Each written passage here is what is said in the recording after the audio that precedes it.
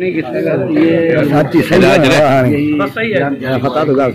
पे मेहर के बुरहान खान सरदार वहाँ पे दावत में शिरकत करे जलसे में। यहाँ पे दुनिया जी का खर्चा है, हमारे जो गवाहान है उसको धमकाने की कोशिश है। इस तरह आप क्या करें? भाई पहली दफ़ा तो मेहर नहीं जा रहे, 5 सालों में हम 500 दफ़ा मेहर गए।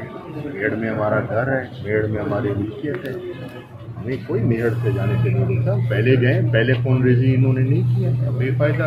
वो कहते हैं पब्लिसिटी थोड़ा कम हो रहा है, उस पब्लिसिटी को कुछ ज़्यादा करने की कोशिश की जा रही है। और तो क्या है, मेहर किसी की कोई मिल्कियत नहीं है, शहर है, सियासी लोग हैं। हमें अपनी सियासी एक्टिविटीज़ को बढ़ाने के लिए कोई करता है, और हमारा एक राइट है, कानूनी हक है। किसी के कहने से कुछ नहीं। कल इनके परसों 2 दिन पहले इनके भाई साहिबान 5 बार गाड़ियों में बॉडीगार्ड कलेक्शन कोफे लेके कंबर में आए, वहाँ कोई खून रेजी हुई, वहाँ इनको किसी ने धमकी दी, किसी ने कुछ नहीं कहा।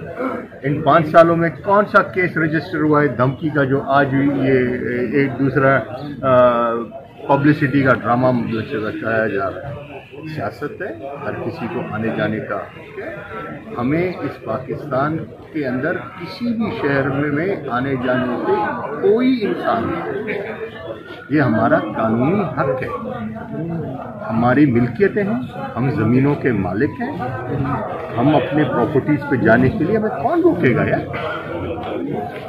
पहले किसी को रोका? ये आते हैं, इनको किसी ने रोका है? मेरे मेहर आने पे या मेरे भाई के मेहर आने पे इनको जो है तकलीफ होती है। ये जो 2 दिन पहले इसके भाई साहब जो ASI साहब है, सियासत भी करते हैं, 5 बॉडीगार्डों के भर के जो है ना वो कंबर शहर में, वहाँ कोई खूनरेजी हुई न कभी हुई है।